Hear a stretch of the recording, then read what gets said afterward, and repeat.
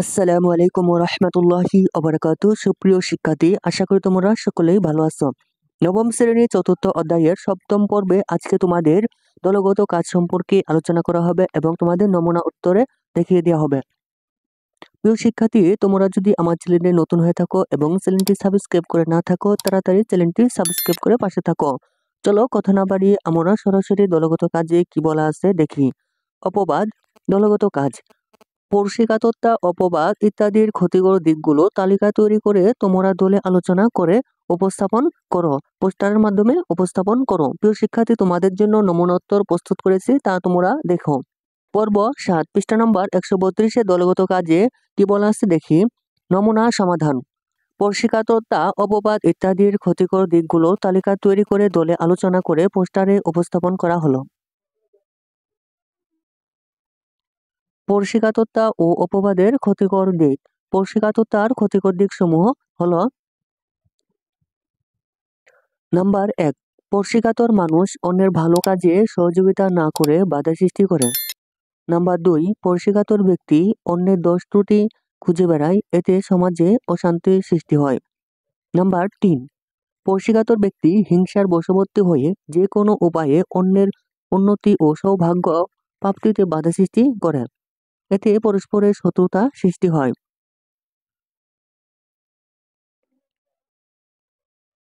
Number 4, স্পর্শকাতর ব্যক্তি নিজ স্বার্থ চরিতার্থ করার জন্য যে কোনো অন্যায় কাজ করতে দ্বিধা করে না, এতে সমাজে বিদ্যমান পারস্পরিক সম্পর্ক বিনষ্ট হয়।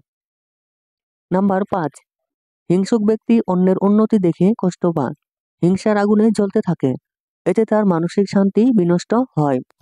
নাম্বার 6, স্পর্শকাতর ব্যক্তি কোনো কিছুতেই শান্তি পায় না, নিজের কাজে মনোযোগ দিতে পারে না, এতে তার আত্মউন্নয়ন বাধাগ্রস্ত হয়।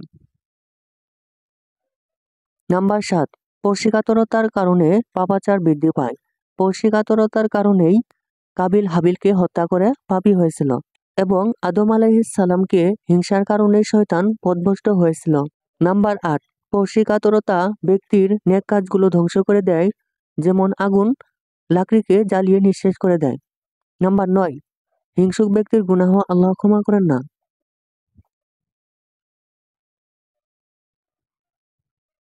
নাম্বার 10, স্পর্শকাতরতা মানুষকে সৎকর্ম বিমুখ করে তোলে, নেতিবাচক চিন্তা চেতনায় আকৃষ্ট করে, সেই সুযোগ পেলেই মানুষকে অপমান অপদস্থ করে, এতে সমাজে হিংসা ও বিদ্বেষ হানাহানি সৃষ্টি হয়।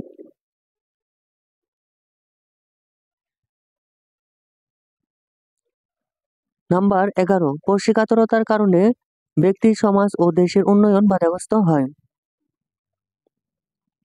অপবাদের ক্ষতিকারক দিক। নাম্বার 1, অপবাদ হলো একটি চরম ঘৃণিত কাজ, এটি ইসলামের হারাম, কেননা মিথ্যা হলো সকল পাপের মূল। নাম্বার 2, অহেতুক কাউকে অপবাদ দেওয়া ব্যক্তির মানসিক ব্যাধি। নাম্বার 3, ইসলামে অপবাদের শাস্তি ভয়াবহ।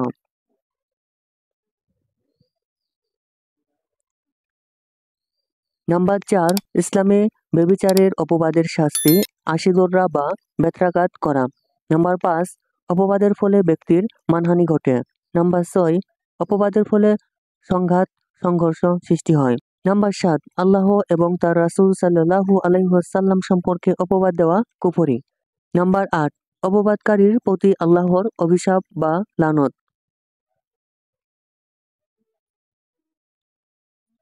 নাম্বার 9, অপবাদের কারণে কেউ লাঞ্ছিত হলে আল্লাহ তাকেও লাঞ্ছিত করেন। নাম্বার 10, যাকে অপবাদ দেওয়া হয়েছে সে ক্ষমা না করলে আল্লাহও অপবাদকারীকে ক্ষমা করবে না। প্রিয় শিক্ষার্থী, এই ছিল তোমাদের নমুনা উত্তর।